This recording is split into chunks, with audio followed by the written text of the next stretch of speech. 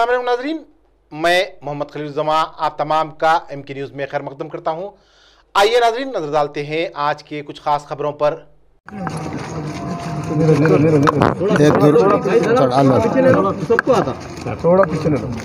ये दुर्घटना सुन के हम बहुत अफसोस हुए।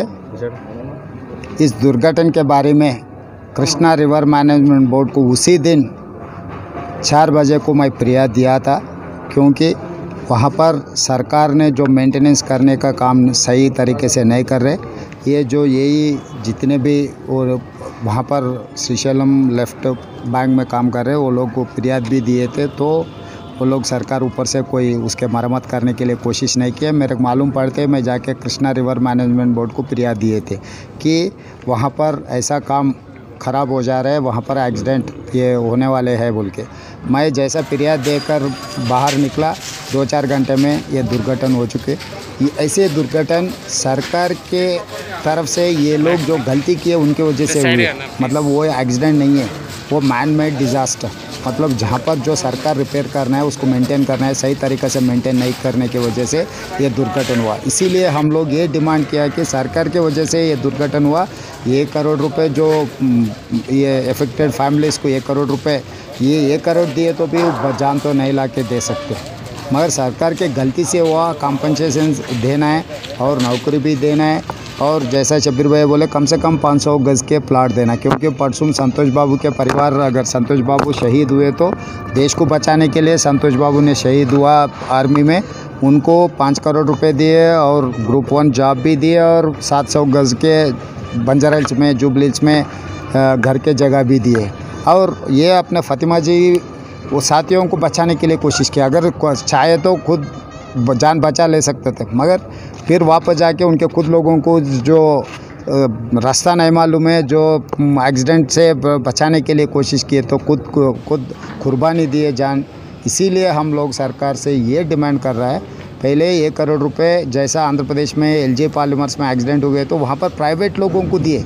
सरकार नौकरी करने वाले को सरकार के गलती से एक्सीडेंट नहीं हुआ, प्राइवेट कंपनी के तरफ से प्राइवेट आम आदमी मर गए तो आंध्रा में वैजाग में जगन मोहन रेड्डी जी ने 1 करोड़ रुपए आम आदमी को दिए।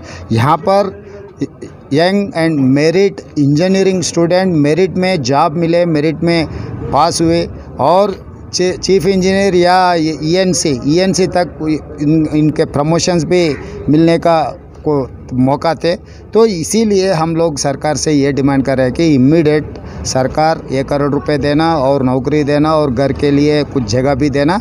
इसके अलावा 3 दिन हो रहे हैं, इसके इलेक्ट्रिसिटी मिनिस्टर जगदीश्वर रेड्डी अभी तक इनके परिवार को कम से कम भरोसा देने के लिए नहीं आए, और AP तेलंगाना ट्रांसको तेलंगाना जेनको के जो CMD है प्रभाकर राव साहब, वो भी अभी तक इनके परिवार को कम से कम भरोसा देने के लिए नहीं आए। बोले तो सरकार कितना लापरवाह है इसको देख के समझ सकते। मोहम्मद अली ये जो होम मिनिस्टर है वो आजू बाजू में रहता, वो मंत्री रहे ना रहे या के जाने वाले हैं। असद भाई तो MIM पार्टी के हैं, मगर सरकार के तरफ से कोई चीफ सेक्रेटरी या नहीं है तो कम से कम CMD या नहीं है तो कंसर्न मिनिस्टर, कोई भी अभी तक वो परिवार को मिलने के लिए, भरोसा देने के लिए, अगर सरकार के तरफ से क्या अच्छा कदम उठा रहे बोलने के लिए कोई भी नहीं है। बोले तो KCR साहब कितना लापरवाह से प्रदेश सरकार को चला रहे ये मालूम हुए।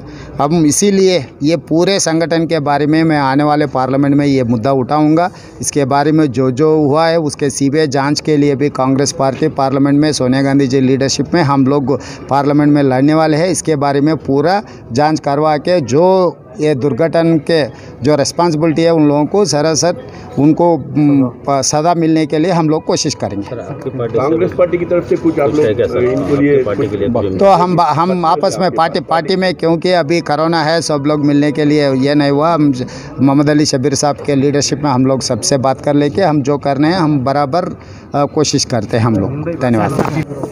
रेवंत रेड्डी साहब मलकाजीरी के Lok Sabha MP, working Congress president के साथ Anil Kumar all India youth Congress के जनरल सेक्रेटरी और बाकी के सब कांग्रेस के साथी सब कल जो वाक़या का ख़बर सुने हम परसों रात में, लेकिन अखबारों में कल आते ही रेवंत रेड्डी साहब और मल्लू रवि साहब मौके वारदात पर गए, लेकिन जानी पुलिस नहीं थी, उनके अफराद ख़ानदान से मिलने नहीं दी।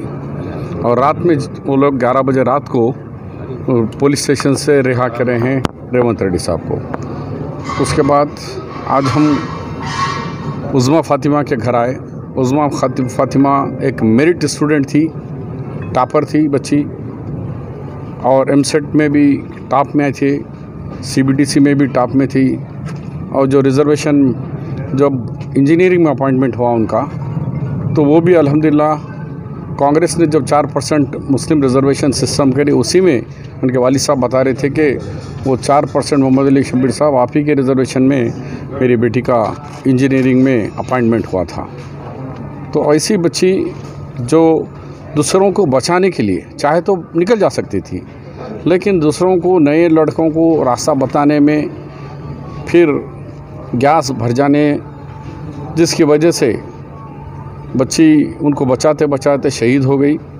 उस पर हम सबको ने, सारे तेलंगाना, सारे आवाम को अफसोस है कि एक बहादुर लड़की, लोग कोई सरहदों पे लड़के अपनी जान देते हैं तो ये भी उससे कुछ कम नहीं है कि अपने साथी इंजीनियरों को बचाते हुए अपनी जान को उन्होंने जोखिम में डाला, शहीद हुए। उस पर रेवंत रेड्डी साहब कल मुतालबा कर चुके हैं, उसको हम दोहरा रहे कि कांग्रेस पार्टी, रेवंत रेड्डी साहब, मोहम्मद अली शब्बीर, हमारा सबका यही है कि जब आंध्रा में हुआ विशाखापट्टनम में, तो वहाँ का चीफ मिनिस्टर जगन मोहन रेड्डी जी ने 1 करोड़ रुपया दिया है। तो ये बच्ची तो अभी 25 साल की थी, उम्र बहुत थी, सी बन सकती थी ये बच्ची। तो इसीलिए हमारा भी डिमांड है, इनको 1 करोड़ रुपया एसग्रेशन अमाउंट दिया जाए, इनके घर के ख़ानदान से एक लड़की एक को जॉब दिया जाए, और उनको लिए कम से कम 1000 या 500 गज का एक रहने के लिए प्लाट भी दिया जाए। बाकी के चीज़ों पे, क्योंकि ये चश्मदीद गवाह हैं, वहाँ पर जाकर आए, रेवंत रेड्डी साहब बताएंगे।